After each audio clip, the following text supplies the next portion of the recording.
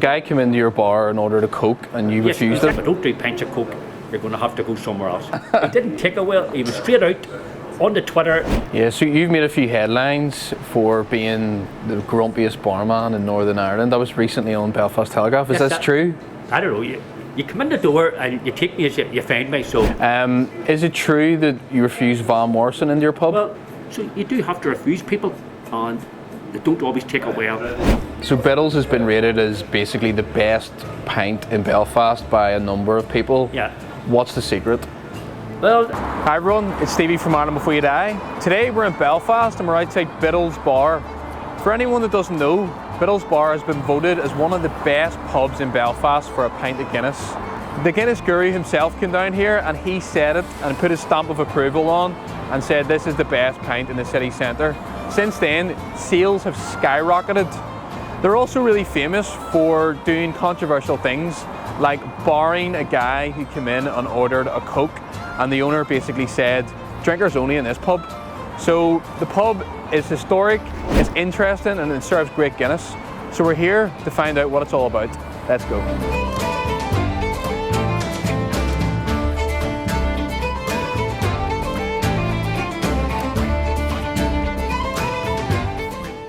So John, can you tell me a little bit about Bittles Bar? Bittles Bar, unique, iconic city centre bar. I've been here actually this week. It'll be 33 years, and give or take the odd thing, it has worked every day since.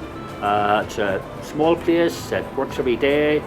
Famous over the years, just got more and more for the Guinness. Hundreds and hundreds a day, like some of those days, some of those weekends, you're up round 10 kegs a day, 850 pints. But like it's become sort of regular enough to do 850 pints the weekend, Friday and Saturday. You're up around 700 and 800 most Friday and Saturdays, weather permitting. You do need a few people standing outside, but it all works and it's all keeping busy. There's a lot of stuff on and around Belfast city centre, concerts, conferences. So yes, it's all good. Amazing. Congratulations. It's worked every day. Like there's still people coming in here today who drank in here 33 years ago, still come in. Amazing. So is this when you took over the bar? Yes, so when I came to look at the bar looked like that there. It was an old dump of a place, it was an old wreck, run down place. But when you're young you think, oh sure I could do that there. I could make that work. And then I thought, oh sure, I'll give us a bit of a go. And I did have a few pounds at the time, but I thought, sure, I'll give us a go. I could make that work. And I was like that there. A whole lot of people laughed and says, John, you're mad, I'd never work, you're taking too big of a chance. So you bought the pub during the Troubles. Yeah. Did you have any bother over the years? It sort of wasn't long open at the time, maybe a week, when there was a car bomb out there and every single window in the pub was put in. The place was, every window, the whole place was covered in glass. But I got it all up and running sort of within a few days and back open again. And then during the Troubles, for some reason, somebody decided, sure, we'll go down to firebomb Bittles. And that's before I was like a bit of a off the rails. Like I didn't bar anybody or something. I just thought, sure, we'll firebomb Bittles Bar. So the place was firebombed during the Troubles. Really? How did you get over that? Well, again, there was all these processes in place for places that were firebombed. It's not like it is now. So like the place was up and running again within maybe a month. Because like it was all systems in place for businesses that were put out of business, businesses that were firebombed, businesses had been affected by the Trouble. So like within a short space of time, the crowd who done the initial work come back again, and because they were specialists in that there, they had it all up and running and back open again in no time at all. So we've always sold a lot of Guinness. We've always sold more Guinness than anything put together. Eddie sitting over there, like when he drank in here 30 years ago there, it was Guinness, rows and rows of pints. And that's just continued, but it's at another level now. And this last few weeks with Christmas coming, stuff on the city centre, we're sort of up around the 3,000 pints a week mark, that's like over 35 kegs a week. We're sort of in around 35 Amazing. kegs a week, which for the size of the place is a lot of stuff. We probably sell more Guinness in here per square foot than any other pub in the north of Ireland. And we do this out of one single tap, so this tap would be the busiest single tap for Guinness in Northern Ireland. So more Guinness sold out of that. That's amazing. When you hear that a place is selling 35 kegs a week or doing 3,000 pints a week. People don't believe it's only out of one single tap. So Bittles has been rated as basically the best pint in Belfast by a number of people. Yeah. What's the secret? There's a combination of things. Is like the kegs have to be stored well. They have to be in the cold room. Like I see me during the summer come down at 12 o'clock at night. They sort the cold room out to make sure there's enough kegs in. Get the kegs all stored. Make sure there's plenty. Every single pint we pull, all the glasses are in the fridge. It takes us around 250 Guinness glasses to run the operation because every person gets a glass and they have to be all the sort of these old style glasses. So it takes around 250 years rows there in the fridge. So a wee thing which we think is every single pint, the glasses in the fridge, we don't lift any glasses off the shelf in the fridge. Your glass washer had to be up to the mark. So that involves not selling food, not selling coffee, not selling cocktails, not selling crisps. So all these things that would go into the machine if you were selling those would, affects the machine, affects the water, the glasses. So it's a whole combination of things, all these things. But they all add up to like a small percentage. Yeah, all these things have an effect. Every single person that comes in potentially is going to take a photograph of their pint and they're going to put that up on social media. So like to a certain degree, you're only as good as your last pint. Yeah. Because if the pints start to be shite, and then people are going to say, hang on, that Bittles isn't as good, they're overrated. So every pint has to be, like whether it's your first one or your last one, it has to be consistent the whole day out. Brilliant. Like when I work on a Friday and Saturday, I probably work from 11:30 to 6:30, and all I do through that period is pull pints of Guinness. I don't do anything else. I don't pull any other pints. I just stand there here, and the pints just, if you look at some of the photos, are just laned along, and it's just sort of my missus does the door, and she just shouts in 2 pints, 4 pints, 6 pints, 8 pints. So it's just pints and pints and pints.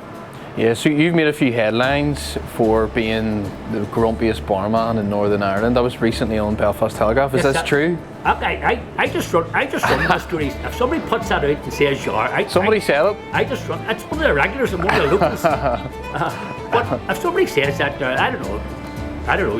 You come in the door and you take me as you find me. So I don't know. But I've heard you barred a few people. Well, I'm not a bit behind the door barred people, and maybe to a certain degree, I run a tight wee place here. It's a small place, as you can see, and really, you have to have it's all about the pints. It's all about selling pints of Guinness. People coming in looking half pints. We've done away with that there. People coming in, Coke drinkers. We've done away with that there. Yeah. So a guy came into your bar and ordered a Coke, and you refused him? Actually, we were standing. He came in, he sat there. It was the very last table, that table that we were standing, and he said a pint of Coke. We sort of don't do pints of Coke, Pint of Guinness, yes, but my brain isn't processed to serve pints of Coke. So I didn't I just said, no, you can't get served. I don't do pints of Coke. You're going to have to go somewhere else. Was he raging? He didn't take it well. He didn't take it well. He was straight out on the Twitter, and it was all. Did it end up in the Nolan show as well? It ended up in the Nolan show. Big Stephen was on, and he was going to come down, and he was threatening all sorts. But it was all like a good humour, But even though like a pint of But Coke, if I ordered a Coke now, would you serve me it? Well, I don't know. I know what it is too. Depends what sort of mood I'm in. I might serve it, or I might say, out you go. Brilliant. It depends on the time of day. Okay. On a busy day, last seat, last table, I probably wouldn't. Like if you're going to come in, order a Coke, and it's a busy, and you want that table, it wouldn't happen. Yeah, fair enough, I understand.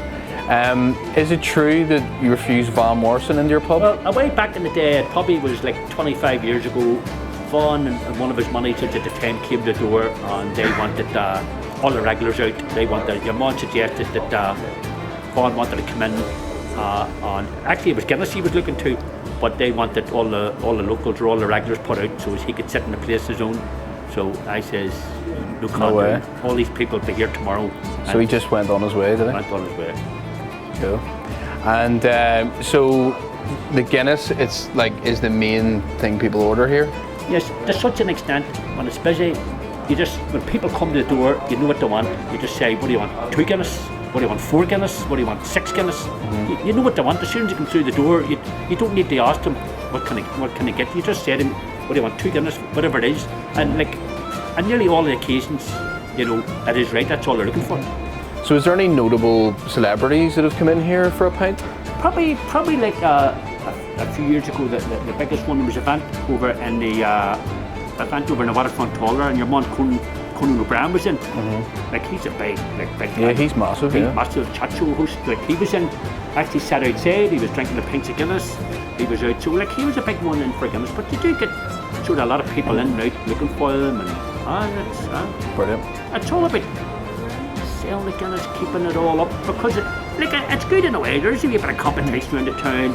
Like, everybody's trying to like madden tallies, everybody's our Guinness, and then you sort of do, you know, fall out with a few people. People take it personal. This is only a small place. We only do table service. We can't let everybody in. We're a bit of a victim of success. You can't let everybody in that comes to the door. So you do have to refuse people, and they don't always take it well. And it's all perception from the outside. If you were never in here, you think it's a big place. So people, you say, I'm sorry, you can't get it, it's full up. You know, especially towards the weekend, Friday, Saturday, Sunday, when it's maybe this time of the day.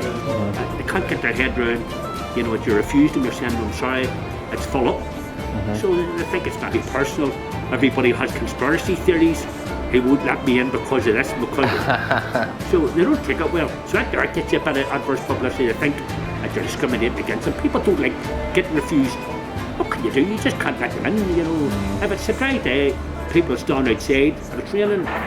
But sometimes that's part of the attraction. People can't get in, and then it forces them to come back again and try again to get in, because they think, oh no, that outlaws refused me, I'll go back there and get in. So, Do you have any door staff on? yes, my missus. She does the door. Oh, really? She does the door Friday and Saturday. Is she stricter than you? No, she's stricter than me. Like, I wouldn't tackle her. So John, that's been amazing learning about your bar. I'm really looking forward to trying the Guinness. Okay, do you want to take a wee seat? I'll bring them up to you. Perfect. Yes, you take a wee seat, I'll bring them up to you. Thank you, sir. All right. Enjoy. Thank you. So first impressions, it looks like a really, really good pint. You can see the dome is perfect. There's not too much on it. It's not spilling. It just looks like a great pint. I can see why the Guinness Guru has given a stamp of approval. But what does it taste like? Let's have a sip. Sláinte.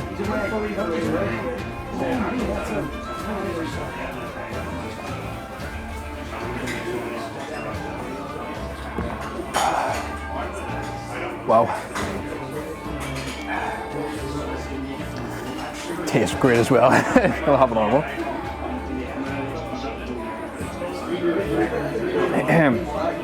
Yeah, it's great. Every time I'm here, you know, the cream of the Guinness follows, you know, the whole way down the glass with you. And some say that's a really good sign of a good pint as well. And it's very colourful bar. The staff are really nice, and of course they do amazing Guinness. And this Guinness here, so far, is amazing. So I'm gonna have another sip of it. Cheers. Wow, that was unreal. What a pint of Guinness.